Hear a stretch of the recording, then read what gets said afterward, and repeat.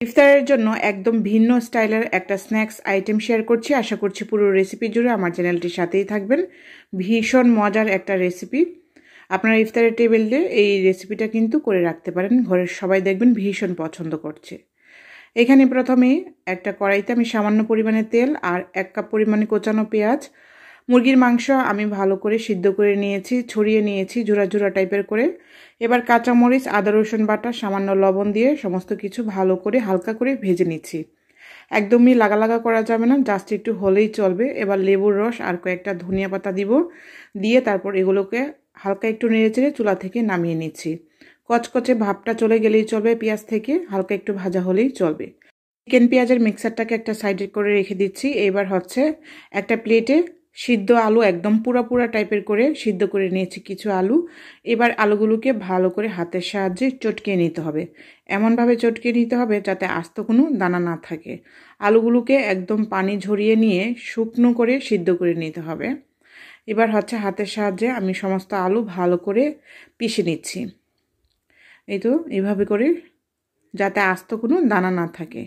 এবার হচ্ছে দিয়ে দিচ্ছি চিলি ফ্লেক্স, শুকনো মরিচ আমি কিছু একদম মিহি গুঁড়া করে নিয়েছি সেগুলো দিয়ে দিচ্ছি। ধনিয়া পাতা একদম মিহি গুঁড়া করে তারপর কেটে নিয়েছি সেগুলোকে দিয়ে দিচ্ছি। চাট মশলা আর সামান্য লবণ দিয়ে সমস্ত কিছু ভালো করে আলুগুলোর সাথে মিক্স করে নিচ্ছি। প্রত্যেকটা উপকরণ যাতে ভালো করে মেশানো হয় সেদিকে খেয়াল রাখতে হবে।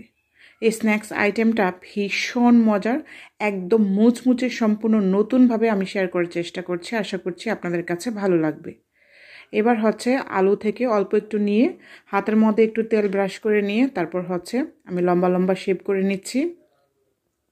এবার হচ্ছে মাংস আর পেঁয়াজের মিক্সারটা মাঝখানে বসিয়ে দিচ্ছি। আপনারা আপনাদের প্রয়োজন অনুযায়ী দিয়ে দিবেন। এবার হচ্ছে সাইড থেকে ভালো করে সিল করে নিচ্ছি। ভালো করে একটু ফিল আপ করে নিয়ে তারপর হচ্ছে এগুলোকে আমি ভালো করে ঘুরিয়ে ঘুরিয়ে সুন্দর একটা ডিজাইন করে নিচ্ছি। আজকে নতুন একটা লুক দিব, সেই জন্য আপনারা দেখতেই থাকুন। আশা করছি পুরো রেসিপিটা ভালো লাগবে। এবার এরকম করে আমি সাইজ করে সবগুলো স্ন্যাক্স তৈরি করে নিচ্ছি।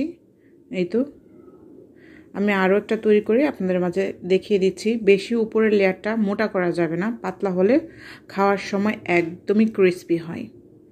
এবার এই সব কিছুকে আমি বানিয়ে বানিয়ে একটা সাইড করে রেখে দিব। সবগুলোকে রেখে দিচ্ছি এভাবে করে বানিয়ে। দেখুন কি সুন্দর করে তৈরি হয়ে গেলে কিন্তু মজাদার স্ন্যাক্স। এবার হচ্ছে এগুলোকে আমি ভাজার জন্য আমি এখানে কিছু মুড়ি নিয়ে নিচ্ছি। মুড়ি এখানে প্রয়োজন মতো নিয়ে নিচ্ছি। মুড়িগুলোকে অফ ক্যামেরাতে ভালো করে মিহি করে নিয়ে আসছি। মানে একদমই মিহি করা যাবে না, হালকা একটু মিহি হলেই চলবে, বেশি গুঁড়ো করতে যাবেন না।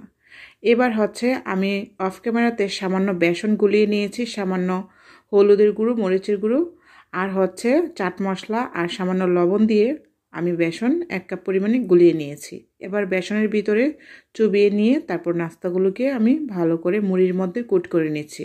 প্যাটগ্রামের চাইতে কিন্তু মুড়ির মধ্যে কুট করলে এত বেশি ক্রিস্পি হয়, আপনারা না জেনে থাকলে কিন্তু এটা আজকে থেকে ট্রাই করতে পারেন বাসায়। তো এইভাবে করে সমস্ত কিছু আমি ভালো করে কুট করে নিয়েছি। এবার গরম গরম তেলে আমি ডুবো তেলে ভেজে নিচ্ছি। একটা কড়াইতে আমি আগে থেকে তেল গরম করে নিয়েছি। এবার হচ্ছে এই গরম তেলে সরাসরি দিয়ে দিচ্ছি। আর মুড়িগুলো কিন্তু একদমই ছেড়ে দিবে না চুলাতে, এমনি দিলেই কিন্তু কড়াইতে তারপর দেখবেন যে হালকা দুই একটা যেগুলো আস্ত টাইপের থাকছিল সেগুলো একটু ছাড়বে।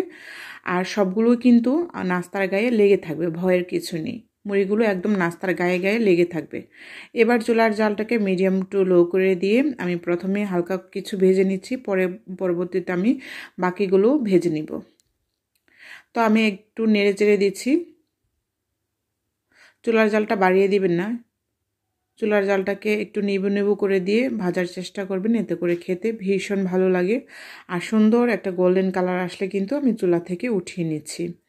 এই নাস্তাটা যে কত বেশি মজার আপনারা না খেলে বুঝতেই পারবেন না। আমি সবগুলো নাস্তা তৈরি করে এক এক করে ভেজে নিচ্ছি আর দেখিয়ে দিচ্ছি আপনাদের কাছে ভিতরটা কেমন হয়েছে, কতটা মুচমুচে দেখুন।